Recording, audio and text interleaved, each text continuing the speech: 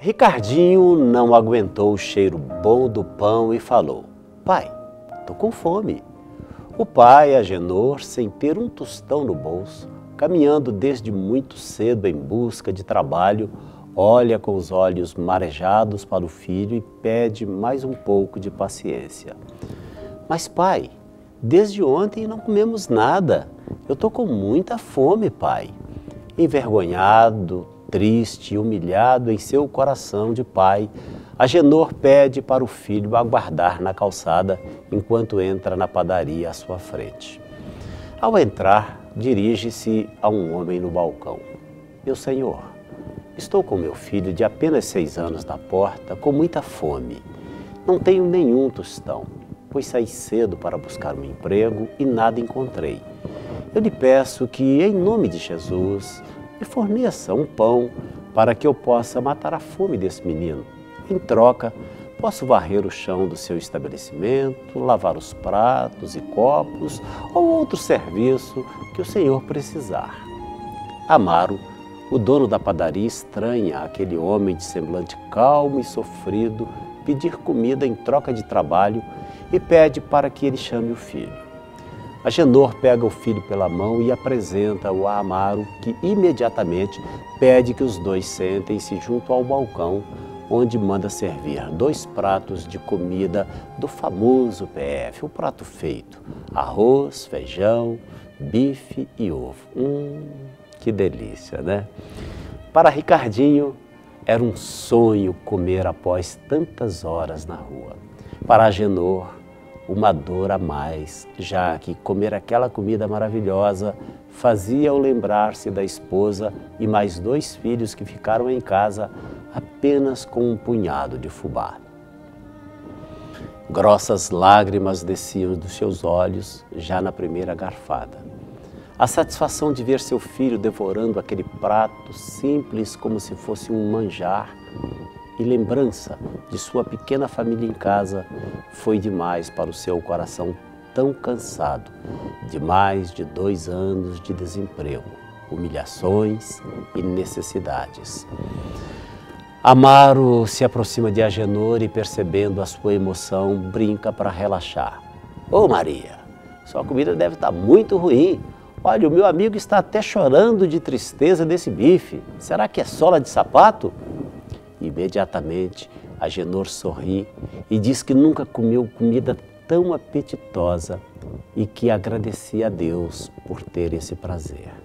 Amaro pede então que ele sossegue seu coração, que almoçasse em paz e depois conversariam sobre trabalho.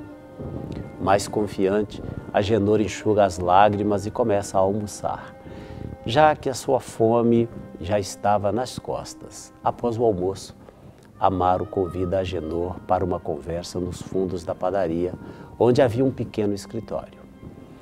Agenor conta então que há mais de 2 anos havia perdido o emprego e desde então, sem uma especialidade profissional, sem estudos, ele estava vivendo de pequenos biscates aqui e acolá, mas que há 2 meses não recebia nada. Amaro resolve então contratar Agenor para serviços gerais na padaria e, penalizado, faz o homem uma cesta básica com alimentos para pelo menos 15 dias. Agenor, com lágrimas nos olhos, agradece a confiança daquele homem e marca para o dia seguinte seu início no trabalho. Ao chegar em casa com toda aquela fartura, Agenor é um novo homem. Sentia esperanças, sentia que sua vida iria tomar um novo impulso. Deus estava lhe abrindo mais do que uma porta. Era toda uma esperança de dias melhores. No dia seguinte, às 5 da manhã, Agenor estava na porta da padaria ansioso para iniciar o seu novo trabalho. Amaro chega logo em seguida e sorri para aquele homem que nem ele sabia por que estava ajudando. Tinham a mesma idade, 32 anos, e histórias diferentes, mas algo dentro dele chamava-o para ajudar aquela pessoa. E ele não se enganou.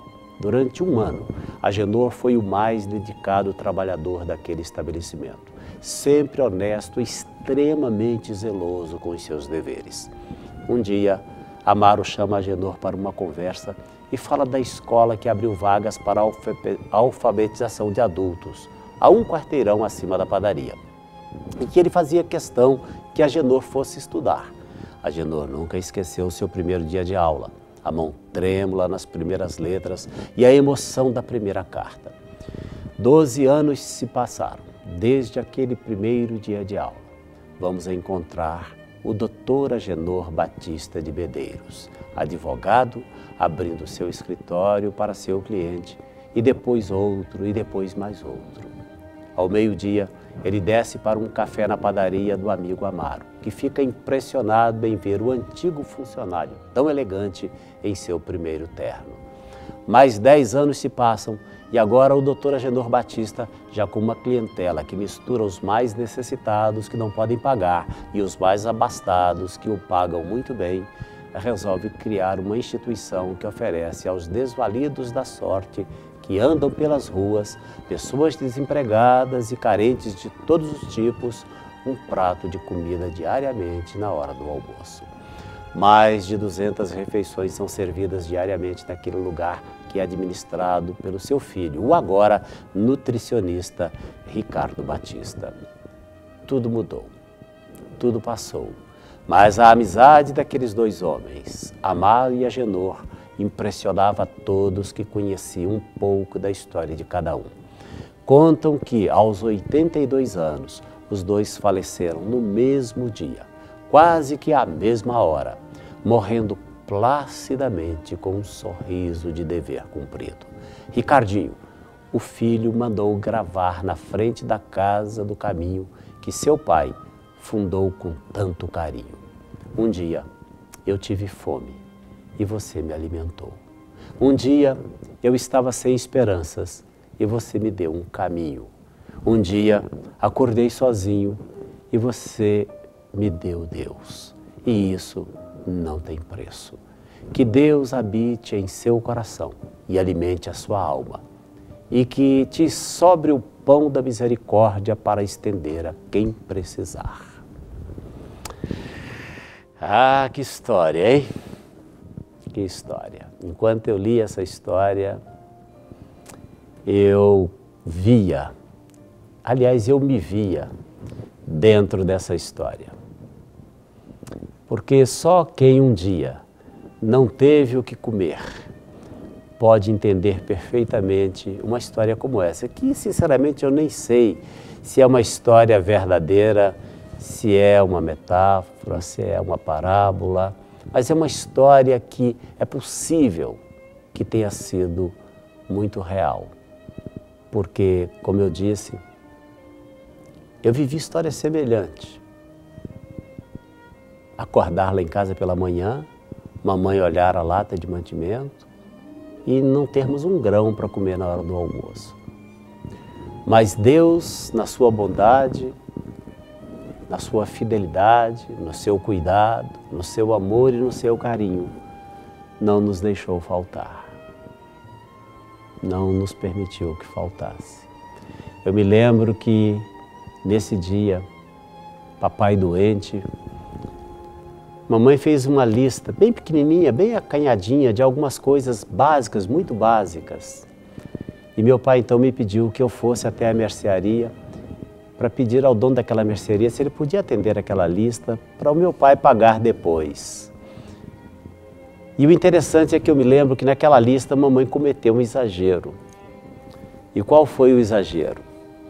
Ela colocou entre as coisas, né, básicas, o básico do básico, 1 quilo de uma coisinha, 1 quilo de outra. Acabei de fazer uma lista grande e o moço não atender. Ela colocou um tabletezinho de Claybon, sabe aquele tabletezinho quadradinho, que eu nem sei se tem hoje mais para vender, se ainda existe. Ela colocou um tabletezinho daquele, porque há anos lá em casa nós não sabíamos o que era o gosto de uma margarina. E eu fui até a mercearia, conversei com aquele senhor, e ele disse, pode sim, perfeitamente, o que que é? Eu entreguei ele a lista. E quando eu cheguei lá em casa com aquela compra, pequenininha, acanhadinha, mas que mataria a nossa fome naquele dia, eu me lembro assim da expressão de alegria da mamãe, do papai. E eu me lembro quando a mamãe pegou aquele tabletezinho de margarina e passou num pedacinho de pão para nós. Mas eu costumo dizer que aquele tablete durou muito tempo, porque a mamãe passava a margarina, depois raspava para passar no outro pão e só deixava ali o gostinho mesmo da margarina. Meu Deus! Em tudo isso, hoje olhando para trás eu vejo a bondade de Deus. E talvez você está aí cercado de tantas coisas boas. Você tem na sua despensa o melhor do melhor. Você tem condições de colocar à sua mesa as mais finas iguarias, mas quem sabe aqui dentro há uma outra fome que essas iguarias não podem saciar. É fome de Deus, é fome da presença de Jesus. E só a presença dele na sua vida pode preencher esse vazio e pode matar essa fome. É por isso que ele, Jesus, diz: eu sou o pão da vida. Amém? Te abençoou essa palavra? Chegou o nosso momento de oração. Se você puder, coloque a sua mão sobre a minha, vamos falar com Deus. Querido Pai Celestial, muito obrigado. Muito obrigado porque a cada programa o Senhor nos surpreende. Obrigado pela história da Kelly. Obrigado, meu Deus, pelo milagre que o Senhor fez na vida dela. E obrigado por estas pessoas que oram comigo agora, meu Deus. O Senhor as conhece e conhece também as suas necessidades. Vá ao encontro delas agora, meu Pai. E qualquer que seja a necessidade, seja material, seja espiritual, que o Senhor possa vir em socorro delas agora e que o Senhor possa enviar o suprimento. Nos abençoe também, nos dando mais uma vez uma noite de paz, uma noite tranquila, uma noite de descanso. É a nossa oração com a gratidão do nosso coração, no nome de Jesus. Amém, amém e amém.